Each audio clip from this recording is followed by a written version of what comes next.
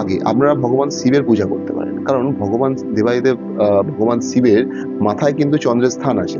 সুতরাং ওনার পুজো করলে চন্দ্রের যে খারাপ পজিশন থেকে আপনারা কিন্তু মুক্তি পাবেন।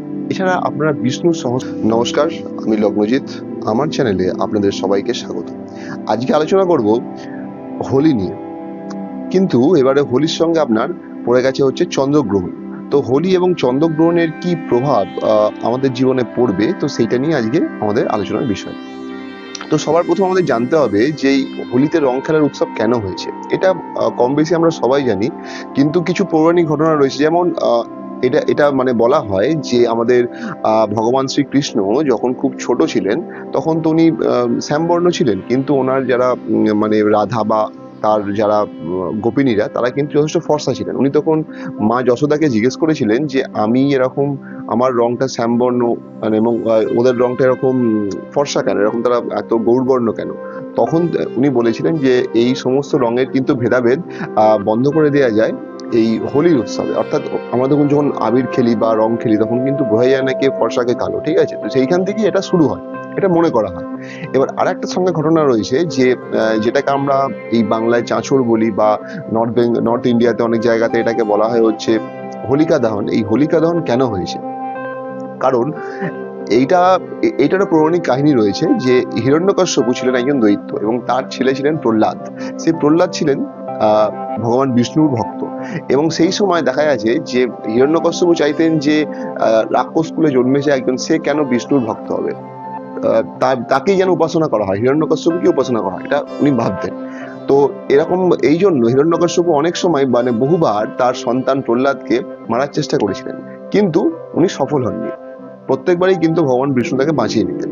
সেই সময় সেই আমাদের হিরণ্যকশ্যপুর একজন বোন ছিলেন, তার নাম হচ্ছেন হোলিকা।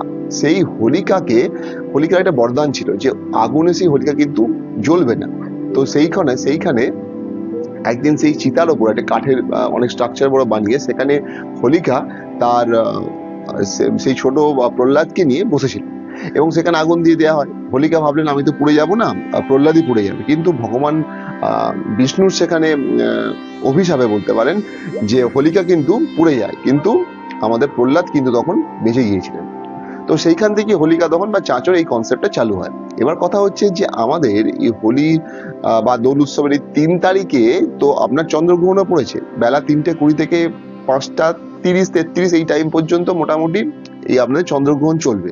তো সব কথা হচ্ছে চন্দ্রগ্রহণ তার কিছুদিন আগে কিন্তু একটা সূর্যগ্রহণ গেছে। এই চন্দ্রগ্রহণে আমরা কিন্তু, চন্দ্র হচ্ছে আমাদের মন। আমরা কিন্তু এই সময়টা চন্দ্র যাদের জন্মকুণ্ডলিতে ভালো কন্ডিশনে নেই, তাদের কিন্তু যথেষ্ট এই মুহূর্তে আপনারা চাপে আছেন। তো সেই চন্দ্র যাদের খারাপ, অর্থাৎ এই সময় আপনারা কি করবেন, ধরুন এটা জেনারেল কনসেপ্টটা আমি বলছি। যারা যাদের ছকে কেমোদ্রব যোগ আছে, তারা কিন্তু নিজেকে খুব একা মনে করবেন। যাদের ধরুন প্রেগনেন্ট যারা লেডি, তারা কিন্তু বাড়ি থেকে অতটা বেরোবেন না। বা এই সময় যাদের ধরুন মায়ের হেলথ খারাপ, তারা কিন্তু মায়ের দিকে নজর দেবেন, কারণ মা হচ্ছে কিন্তু চন্দ্র। এবার চলে আসি, আপনার ছকে যদি চন্দ্র খারাপ হয়, তাহলে আপনি কি করতে পারেন? এই গ্রহণ শুরুর আগে আপনারা ভগবান শিবের পূজা করতে পারেন, কারণ ভগবান দেবাদিদেব ভগবান শিবের মাথায় কিন্তু চন্দ্রের স্থান আছে। সুতরাং ওনার পুজো করলে চন্দ্রের যে খারাপ পজিশন থেকে আপনারা কিন্তু মুক্তি পাবেন। এছাড়া আপনারা বিষ্ণুর সহস্র নাম পাঠ করতে পারেন, তাহলে কিন্তু রাহু এবং কেতুর হাত থেকেও আপনারা কিন্তু মুক্তি পাবেন। এবার চলে আসি, এই যে এই আপনাদের যে চন্দ্রগ্রহণ, এটা কোথায় হচ্ছে? এটা হচ্ছে সিংহ রাশিতে। সিংহ রাশিতে পূর্ব ফাল্গুনী নক্ষত্রে এটা কিন্তু হচ্ছে, তখন চন্দ্র কেতুর সঙ্গে আছে।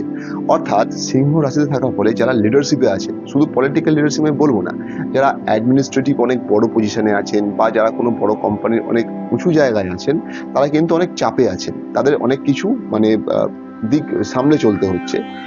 এই ব্যাপারটা কিন্তু আপনারা ফেস করবেন, তো সেই দিকে আপনারা নিজেদের খেয়াল রাখবেন।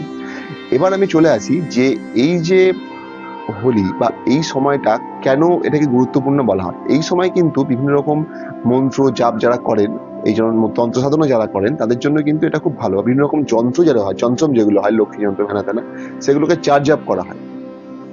তো এই সময় আপনারা হোলির শুভ মুহূর্ত শুরু হচ্ছে 3 তারিখে 6:22 থেকে, এবং সেটি চলবে 4 তারিখ ভোর, মানে 3 তারিখ পেরিয়ে 4 তারিখ ভোর আপনার ভোর 3টে পর্যন্ত। এই টাইমটার মধ্যে আপনারা যাদের ধরুন আর্থিক সমস্যা চলছে, তারা একটি কাজ করতে পারেন যে আমাদের ধরুন অনেকের বাড়িতে সৃজনশ্রম রয়েছে, তো এই কাঠের টুলের ওপর আপনারা করবেন গিয়ে একটা হলুদ কাপড় দেবেন, তার উপর সৃজনতমটি বসিয়ে দিন, বসিয়ে দিয়ে সেখানে আপনারা কিন্তু 108 বার 108 বার কিন্তু আপনারা মা লক্ষ্মীর মন্ত্র পাঠ করুন, তাহলে কিন্তু দেখবেন আর্থিক আপনাদের অবস্থা কিন্তু অনেকটাই ভালো হবে। তো এই গেল মোটামুটি হোলির প্রোগ্রাম। তো আপনারা ভয় পাওয়ার কিছু নেই, যেগুলো বললাম সেগুলো মেনে চলুন, বাকি তো ঈশ্বরের হাতে। আশা করছি আমাদের হোলি দোল সব ভালো করেই যাবে। নমস্কার, ভালো থাকবেন, দেখা হবে আগামী